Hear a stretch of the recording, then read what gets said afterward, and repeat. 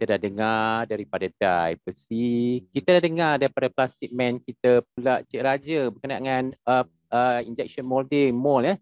So seterusnya kita akan menjelajah untuk kursus yang seterusnya So untuk seterusnya saya akan menjemput kita punya laser man kita, Encik Muhammad Zamri Borhan.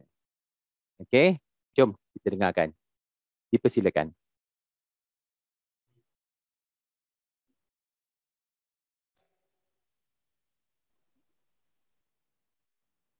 Mute. Zamri mute. Unmute kan? Sorry. Bismillahirrahmanirrahim. Assalamualaikum warahmatullahi wabarakatuh dan selamat pagi. Khabar semua? Baik. Alhamdulillah. Baik, cikgu. Pertamanya saya ingin mengambil kesempatan ni untuk mengucapkan selamat datang dan terima kasih kepada pelajar-pelajar, guru-guru, ibu bapa dan rakan sejawat dari GMI kerana sudi untuk melapangkan masa untuk hadir ke sesi e-Open Day kita pada kali ini. Saya kenalkan diri saya dulu. Nama saya Muhammad Zamri bin Borhan. Saya merupakan salah seorang tenaga pengajar bagi program Diploma in Sheet Metal Fabrication and Product Development ataupun singkatannya SMT. Sedikit latar belakang berkenaan dengan program ni sebelum kita pergi kepada detail. Program SMT ni mula diperkenalkan pada tahun 2013, di mana objektif penubuhan program ini adalah untuk melahirkan pelajar-pelajar yang berkompetensi di dalam bidang mereka bentuk dan juga menghasilkan produk-produk berasaskan bahan kepingan logam. Program ini telah mendapat akreditasi daripada Malaysian Qualification Agency ataupun MQA pada tahun 2015. Dan pada tahun 2018, GMI telah bekerjasama dengan sebuah syarikat pengeluar peralatan prosesan kepingan logam iaitu LVD untuk menubuhkan sebuah sheet metal processing technology center di Kompleks Teknologi 3 GMI. So ini sebenarnya institusi yang pertama lah yang mempunyai fasiliti sebegini untuk sheet metal processing. So kita tak akan dapat tempat lain yang ada fasiliti sebegini seperti yang kita ada di GMI. Baik, sedikit latar belakang berkenaan projek-projek yang biasa kita hasilkan ataupun projek yang terlibat dengan industri sheet metal lah. Sebenarnya banyak, tetapi di sini saya cuma tunjuk sebahagian saja. So kalau kita dapat lihat di sini, dia punya application ni adalah menyeluruh daripada bas, kapal terbang sehinggalah kepada peralatan rumah. Semua ini melibatkan penggunaan sheet metal. Jadi selagi mana produk-produk ini wujud, maka keperluan terhadap industri sheet metal itu akan sentiasa ada dan manpower juga akan sentiasa relevan. Jadi mana-mana pelajar yang ambil bidang ini, insya-Allah dia tidak kata orang dia punya skop kerja ataupun peluang pekerjaan itu dia tidak akan lupuslah. Baik, seperti mana yang dimaklumkan oleh rakan saya sebentar tadi, pada semester pertama dan semester kedua, bidang pembelajaran pelajar ni dia adalah secara umum. Jadi tidak kira apa-apa program pun yang kita ambil pada semester pertama dan kedua, mereka akan belajar subjek yang sama. Tapi apabila bermula daripada semester 3 dan ke atas, pelajar-pelajar ni dia akan fokus pengajian kepada bidang masing-masing. Jadi untuk program sheet metal, kalau kita dapat lihat di sini, fokus bidang pengajian mereka ini adalah kepada, of course, sheet metal lah. So pada semester ketiga, kita lihat di sini subjek ataupun mata pelajaran pertama yang dipelajari oleh student adalah berkenaan dengan sheet metal working technology. So mata pelajaran ini didedahkan untuk memberi knowledge kepada pelajar berkenaan dengan foundation bidang sheet metal itu sendiri. Jadi subjek ini adalah 100% teori. Mereka belajar macam mana untuk membuat calculation, terminologi, bending allowance dan lain-lain lah. Kemudian kita ada sheet metal fabrication, di mana sheet metal fabrication ni dia adalah pair kepada sheet metal working technology tadi. Kalau sheet metal working technology dia secara teori, tetapi di sheet metal fabrication ni pelajar-pelajar ni dia akan apply apa yang dia telah belajar di dalam teori tadi. Jadi di sini pelajar akan diberi pendedahan kepada peralatan-peralatan basic dahulu. Semester 3 biasanya kita akan belajar dengan basic dulu. So mereka akan menggunakan snip, tukul, kebanyakannya kerja-kerja benchwork lah. Okay.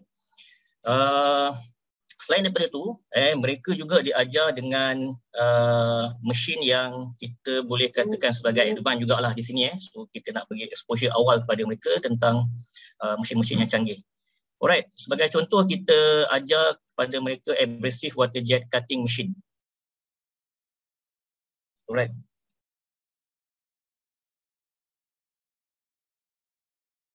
So facility yang ditunjukkan di sini semuanya ada di JMI. Jadi pelajar-pelajar yang mengambil ataupun belajar di JMI ini mereka beruntunglah kerana mereka bukan sahaja berpeluang belajar secara teori, tapi mereka dapat experience untuk menggunakan peralatan tersebut secara actual. Jadi ini menjadi nilai tambah pada mereka lah apabila mereka bekerja nanti kerana mereka dah ada knowledge dan skill tersebut. So kalau kita tengok mesin ni dia menggunakan air dan juga campuran garnet, pasir dalam air tu untuk memotong material. Right. Seterusnya kita lihat mesin yang seterusnya yang berada di dalam yang kita ajar di dalam saat ini, iaitu pipe bending. So pipe bending ni kegunaannya adalah untuk kita melentur of course lah pipe, rod, tube dan sebagainya lah. Biasanya kita gunakan mesin ni untuk menghasilkan seperti kaki meja, handle bicycle dan lain-lain lah.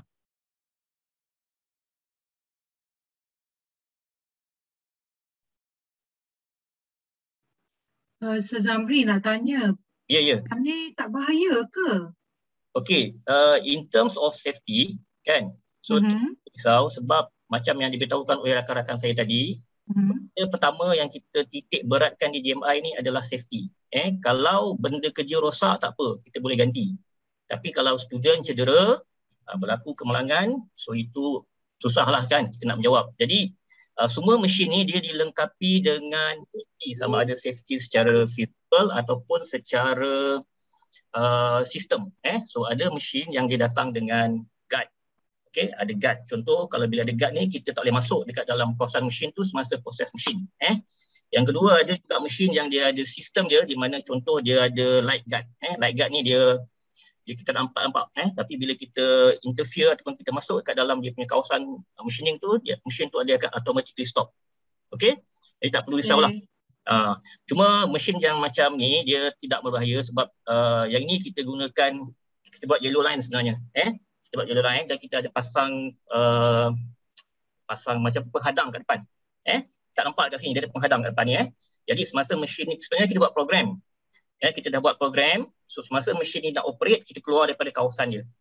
Kita ada set dia punya limit, jadi pelajar-pelajar tak boleh masuk kat dalam tu lah. Okay, jadi terima kasih. Jadi in term of safety boleh buat rangka motor ni. Ya betul. Ini sebenarnya masa kita buat training dah itu, kita buat handle untuk motor Dickinson. Monkey bar. Yes, monkey bar apa semua tu. Kalau nak order pun paling boleh order. InsyaAllah. Alright. 10 tahun lagi. InsyaAllah. Okay. Baik, kita pergi kepada seterusnya, sheet metal product design. So di sheet metal product design ni pelajar-pelajar diajar macam mana untuk menghasilkan reka bentuk produk sheet metal dengan menggunakan bantuan komputer lah. Okay. Sama macam rakan-rakan saya yang tadi, daripada program Tool and Die, daripada program MOL. Sebenarnya kita orang ni adik-beradik lebih kurang sama saja apa yang kita belajar. Cuma kita ni ada strength dekat bahagian masing-masing lah. So dekat sheet metal product design ni, pelajar-pelajar membuat reka bentuk dengan menggunakan software SolidWorks. Okay, di sini sebenarnya dalam software SolidWorks ni dia ada macam-macam feature lah. Kita boleh tengok kita nak buat solid, surface ataupun sebagainya. Contoh macam pelajar Tool and Die, dia orang mungkin lebih kepada solid. Sama juga dengan mold. Tapi untuk sheet metal, kita punya feature yang kita banyak pakai adalah feature sheet metal. Sebab produk yang kita buat ni produk sheet metal. Jadi of course lah kita lebih kepada arah tersebut. So ini contoh produk yang dihasilkan dalam case. Dan outcome daripada exercise ni ataupun pembelajaran ni ialah kita nak dapatkan bentuk produk dan juga dia punya flat pattern ataupun dia punya hamparan. So kita kena ingat dalam program sheet metal ni dia punya konsep pembuatan adalah macam kita buat kotak. Kita ada satu kotak. Kalau kita nak buat kotak tu, first kita kena ada dia punya hamparan. Dia kena ada bentuk flat dulu. Bentuk flat tu kita potong, kemudian kita akan lipat dia berbentuk kotak. Sama konsep dekat sini lah. Untuk kita dapatkan produk ni, so kita kena ada dia punya flat. Saya dah cut tak masuk. So kita dapatkan dia punya bentuk flat dulu, kita potong, kemudian seterusnya baru kita akan form dia kepada bentuk yang kita kehendaki. Alright, seterusnya adalah CAD/CAM. So CAD/CAM ni dia adalah Computer Aided Design, Computer Aided Manufacturing. So di sini pelajar-pelajar belajar bagaimana cara untuk membuat program. Program untuk mesin-mesin yang mereka akan guna pada seterusnya lah. So dalam mata pelajaran ni kita mempunyai 3 jenis software, yang mana setiap software ni dia specialize untuk setiap bidang ataupun setiap mesin. Contoh kita ada software untuk punching, laser dan juga bending lah. So yang saya tunjukkan sekarang ni, ini adalah software untuk mesin bending. Jadi di sini pelajar-pelajar belajar untuk buat program bagi mesin tersebut. Jadi kita buat dia punya, kita pilih peralatan yang kita nak guna, kita tengok dia punya simulation sama ada program itu berjalan lancar ataupun tidak. Sekiranya ada berlaku sebarang error, dan kita akan boleh betulkan dekat sini sebelum kita transfer the program to the machine. Jadi lebih efisien dia punya kerja lah. Berapa harga software ni? Software ni saya kurang pasti sebab dia come with the machine. Tapi kalau harga mesin saya sebut lah kot, memang mahal lah. Sebab kita menggunakan teknologi yang baik. Kita menggunakan teknologi yang baik sebab kita nak pastikan pelajar-pelajar kita ni dia train for advanced technology. Itu kita punya moto. Kita training for advanced technology. Tadi kita beri lebih kepada pelajar-pelajar kita ni. Bila mereka pergi ke industri, mereka dah tak, kata orang dah tak rasa pelik dengan mesin-mesin yang canggih ni mereka dah pernah pakai. Apa lagi lah mesin-mesin yang sekadar basic. Tak ada masalah. That's why kita provide kepada pelajar ni apa yang terbaik. Right. Kemudian kita pergi kepada semester 4. Pada semester 4 ni pelajar dah mula pergi kepada mata pelajaran yang advance. So kalau semester 3 tadi dia lebih kepada fundamentals, asas. Semester 4 dia dah lebih kepada advance. So kita ada subjek CNC laser cutting technology. So laser cutting technology ni ada 2 yang kita gunakan, iaitu 2D laser cutting dan 3D laser cutting. Ini adalah 2D laser cutting. 2D laser cutting ni proses pemotongan dibuat pada material flat. Kita panggil ini dia kata maksudnya. Tak perlu risau macam yang Dr. Hayat tadi, tak perlu risau walaupun nampak macam agak macam bahaya. Tapi depan ni dia enclose dan kita tak boleh masuk ini semasa mesin ni tengah memotong sebab dia akan automatically cut off the machine. Itu safety yang pertama lah. Yang kedua, dekat dia punya enclosure tu, kabinet, dia ada satu film untuk melindungi radiation kepada kita lah. Jadi tak perlu risau lah, kita pun nak jaga safety kan. Safety benda yang paling kita utama kat sini. Kemudian 3D laser cutting. So 3D laser cutting ni dia boleh dengan 2D tadi, dia menggunakan teknologi yang sama, menggunakan laser. Tetapi kalau kita tengok dekat sini, dia punya perbezaan utama adalah daripada produk yang di mesin. Kalau 2D tadi dia flat, tapi kalau 3D di sini produk tu telah dibentuk, telah diform kepada bentuk akhir lah. Semua kita buat streaming dan sebagainya. Semua mesin ni ada kat JMI. Jadi siapa yang masuk belajar kat JMI ni dia beruntung. Bukan saja ke dalam program sheet metal ni saja, tapi dalam program lain. Sebab kita provide kata orang complete facility untuk kegunaan pelajar. Cik Zamri nak tanya. Ya. Agak-agaknya kalau kata kursus ni satu je kita ambil, agaknya berapa kosnya kalau short term cost? Satu kursus. Maksudnya kalau kita ambil satu modul ni, agak-agak berapa Cik Zamri? Ni, contoh macam sebelum ni kita pernah buat satu training untuk pelajar tenaga pengajar daripada IKTBN dan juga industri. So mereka selalu datang ke tempat kita lah untuk buat training. So macam laser ni 4 hari training, kita buat harga RM4,000. Macam tu. Oh, dengar tu adik-adik semua. Kos tu kalau dia masuk kat diploma JMI dah all in dah, embedded dah ya. Ya. Harga satu semester tu. Betul. Kan? Harga sebiji. Betul. Sebab apa? Sebab mesin kita ni dia memang mesin high end. Jadi knowledge yang kita dapat tu memang berbaloi lah. Sebab kita bukan sahaja kata orang belajar, tapi kita juga diiktiraf oleh industri. Alright. Ni part apa dia potong ni? Ini dia potong part untuk komponen otomotif ni. Ni saya rasa yang ada yang kita buat hari tu kan, yang kita plan nak buat. Industri. Sebenarnya selain daripada mengajar, dekat JMI ni juga kita membuat kerjasama dengan industri lah. Kita buat projek industri daripada luar, mereka datang kat sini, kita buat training untuk diorang lah. So ini membuktikan bahawa mereka mengiktiraf kita. Maknanya bukan syok sendiri je. Kita punya pembelajaran atau facility ni diiktiraf oleh mereka. Okay, seterusnya kita tengok CNC punching and bending technology. Dekat sini pun advanced machining, tapi konsep pemotongan berbeza. Berbeza dengan laser tadi, di mana laser tu sebenarnya dia adalah singkatan untuk light amplification by stimulated emission of radiation. Panjang lah dia kan. So buat masa sekarang ni boleh Google dulu tengok. Tapi kalau dalam punching ni dia menggunakan cutting tool untuk memotong. Konsep dia sama macam tool and die tadi. Cuma di sini dia menggunakan tool yang banyak lah dekat dalam turret. Dalam turret tu kita ada macam-macam tool dan dia akan memotong. Okey. Kejap, Zamri ada lagi ke? Lama masa tu? Lama kot. Kita ada yang penting. Ambil sikit-sikit yang penting aja. Kita nak pergi next session pula. Saya nak tanya lah, kita kan kalau nak cari kerja, sebabkan JMI ni link dengan industri kan. So industri datang kat JMI ke untuk buat interview ke macam mana sir? So dekat JMI, biasanya pada kita ada career week lah, career fair kan. So masa career fair ni kita akan jemput industri untuk datang ke JMI. Dia orang buka booth dan pada masa tu kita buat sesi temuduga. Biasanya untuk pelajar-pelajar semester akhir lah. Untuk pelajar-pelajar berminat untuk apply, boleh apply dekat situ, interview dan terus dapat offer kerja.